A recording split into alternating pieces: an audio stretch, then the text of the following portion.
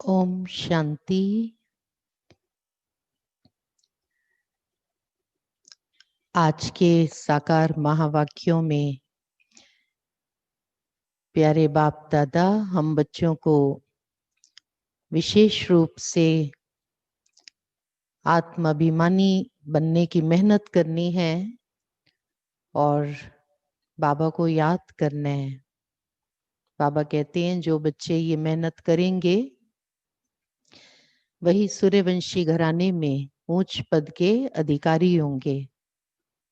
तो आज की मुरली बाबा की जो चली है उसके मुख्य पॉइंट्स, फर्स्ट पॉइंट जो है, आज बाबा ने आते से ही ये कहना शुरू किया कि जो संसार है इसमें आप आत्माएं खेलते हो। सृष्टि के आदि मध्य अंत का ज्ञान किसी साधु सन्यासी आदि के पास नहीं है। शिव बाबा आते हैं और आकर के आप बच्चों को इस संसार के आदि मध्य अंत का ज्ञान देते हैं। बाबा आकर के बताते हैं कि हे आत्माएं, आप पावन थे और धीरे धीरे आप पतित बनते चले गए। द्वापर युग से देह अभिमान के वश हुए और फिर तो बस देह अभिमान बढ़ता ही चला गया। एक स्वाभाविक प्रक्रिया थी वो। देह अभिमान के वश हम गिरते चले गए। बीच में हमने कभी भी आत्माभिमानी बनने की मेहनत नहीं की, किसी ने सिखाई भी नहीं। तो पुरुषोत्तम संगम युग पर बाबा आते हैं और ये नए प्रकार की मेहनत है जो बाबा हम बच्चों को करना सिखाते हैं। देह अभिमान में रहना तो बहुत नेचुरल हो गया था, अभी आत्म अभिमानी बनना है, ये मेहनत है। तो आज बाबा कहते हैं कि सृष्टि एक समय था जब संपूर्ण पावन थी, जब आत्माएं भी पावन थी। जिस प्रकार मकान नया होता है तो बहुत खूबसूरत होता है और फिर धीरे धीरे मकान पुराना तो होता ही है, कोई रोक नहीं सकता उसको पुराना होने से। और पुराना होते होते फिर टूटने फूटने लगता है। और अगर जास्ती बरसात अगर पड़ गई, थोड़ा सा भी झटका लगा तो गिर जाता है। तो सृष्टि की भी यही हालत होती है। तो अभी आत्माएं भी पावन हो गई, पतित हो गई और सृष्टि भी पतित हो गई। मकान बहुत पुराना हो गया। तो बाबा आए हैं आत्माओं को भी पावन बनाने और दुनिया को भी पावन बनाने। तो उसी से आगे जोड़ते हुए बाबा ने कहा कि बच्चे बाबा को याद करो। बाबा राजयोग सिखा रहे हैं, इसमें कोई भी हठ योग नहीं करना है, कोई क्रिया आदि नहीं करनी है, इसमें कोई कठिनाई नहीं है। नाक कान मुख भक्ति में सुनते थे ना, तो नाक बंद कर दो, कान बंद कर दो, ध्यान लगाओ, नासिका पर मस्तक पर केंद्रित करो, किसी दीवार के ऊपर कोई बिंदु लगाकर उस पर ध्यान लगाओ। बाबा कहते हैं नहीं, आप तो बच्चे हो, आपको तो सहज अपने पिता को याद करना है। भक्ति मार्ग में भी आप इस परम पिता को याद करते थे, लेकिन आपको इसका परिचय नहीं था। तो दो बाप द्वापर युग से पारलौकिक बाप को भी याद करते आए थे और दूसरा है लौकिक बाप। तो लौकिक बाप से तो मिलता है हद का वर्षा और पारलौकिक बाप से मिलता है बेहद का वर्षा। तो संगम युग पर हम बच्चों का ये बहुत बड़ा भाग्य है जो हमें अपने परम पिता की पहचान मिली है और वो उन्होंने स्वयं दी है। और अब वो कहते हैं कि तुम मुझे याद करो। तो मैं 21 जन्मों के लिए आपको बहुत बहुत सुख दूंगा। तो थर्ड पॉइंट जो आज मुरली में चला, बाबा ने कहा कि बाबा आपको इतना समझदार बना देते हैं, इतना भरपूर कर देते हैं कि आप जब सतयुग में जाते हो तो आपको वहां पर किसी से भी कुछ भी मांगने की दरकार नहीं पड़ती है। देवी देवताएं आपस में एक दूसरे से मांगेंगे कि मेरे को शांति दो, मेरे को सुख दो। नहीं, यहाँ के पुरुषार्थ से आत्मा को वहां प्रारब्ध स्वतः मिलती है। तो किसने दी वो प्रारब्ध? शांति के सागर, सुख के सागर ने संगम युग पर इतना भरपूर कर दिया। तो बाबा कहते मांगने से मरना भला, मेरे बच्चे मांगे क्यों? तो 21 जन्म तक हमें किसी से भी कुछ भी मांगने की आवश्यकता नहीं पड़ती है। देवी देवता आपस में एक दूसरे से कुछ मांगते नहीं है। और जब हम द्वापर युग में आते हैं तब हम मांगना प्रारंभ करते हैं। ईश्वर से भी मांगते हैं, फिर गुरुओं से भी मांगते हैं। तो आज बाबा ने कहा कि क्रिश्चियनिटी में भी देखो तो पोप के आगे जाके मांगते हैं, कहते हैं हमारे लिए दुआ करो, हमारी शादी कराओ, हमारा फलाना काम कराओ, हमारा बिजनेस चलाओ, दुआ करो, हमें जीवन में शांति दो, हमारे जीवन में चैन हो, सुकून हो, तो हमें ब्लेसिंग दो। बाबा कहते हैं आपको तो कुछ भी मांगना नहीं पड़ेगा 21 जन्मों तक। तो कितनी जबरदस्त प्रारब्ध है। और फोर्थ पॉइंट जो आज मुरली में चला, तो आज बाबा ने कहा कि आप बच्चे हो पुरुषोत्तम संगम युग पर, और एक ही परिवार से ग्रस्त जीवन में जो रहते हैं बाबा के बच्चे, मान लीजिए कोई एक ज्ञान में चलता है और अन्य परिवार के सदस्य नहीं चलते हैं, तो बाबा ने कहा थोड़ी खिटखिट तो होती है।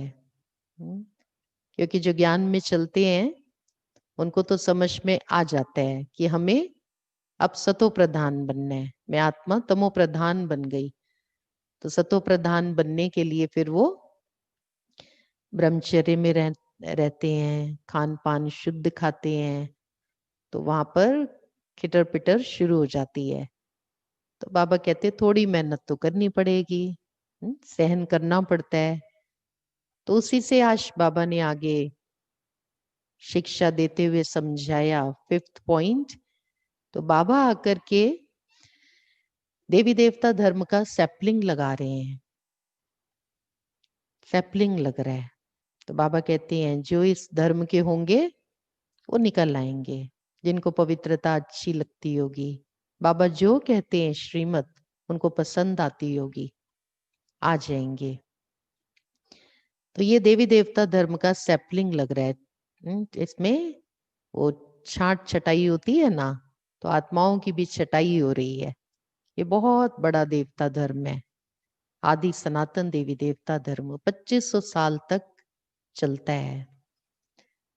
तो बाबा ने आज कहा कि क्रिश्चियनिटी में भी क्रिश्चियन धर्म का जो बीज रूप है वो कौन है?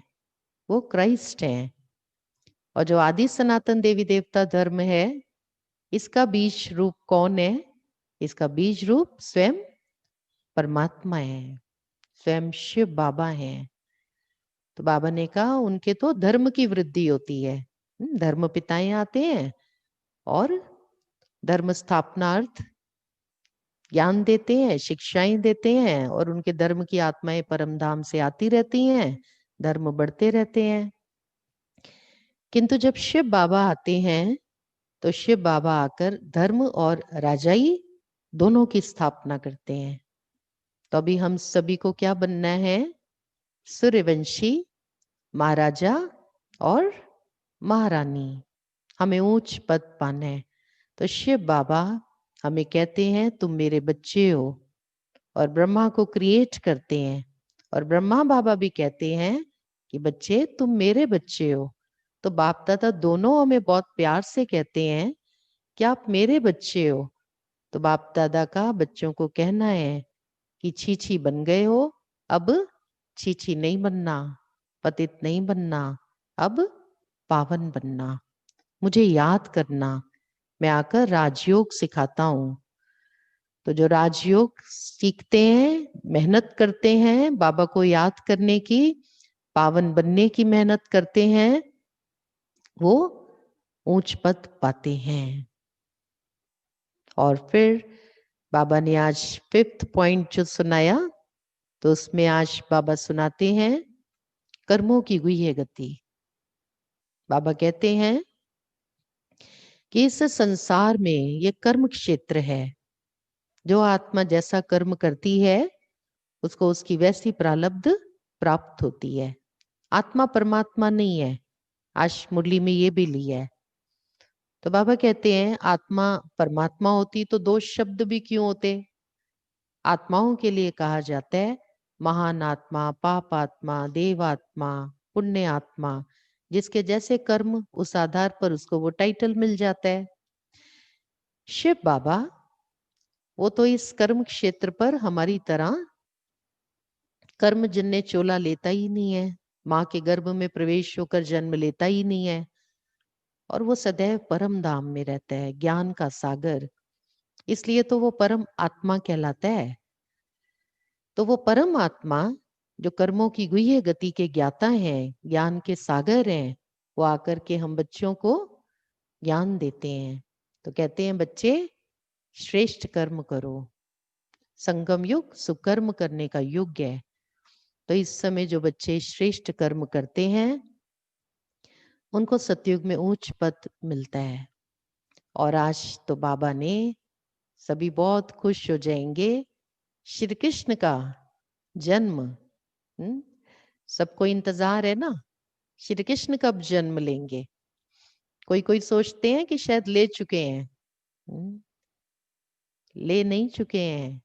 भक्ति मार्ग में भी इसके ऊपर कई प्रकार की मान्यताएं हैं। कोई कहते हैं महाप्रलय हुई और पीपल के पत्ते पर आए कृष्ण अंगूठा चूसते, और कोई कहते हैं उन्होंने जेल में जन्म लिया, देवकी ने उनको जन्म दिया रात को 7 तालों के बीच में। बाबा कहते हैं वो तो सत्य बात थी ही नहीं।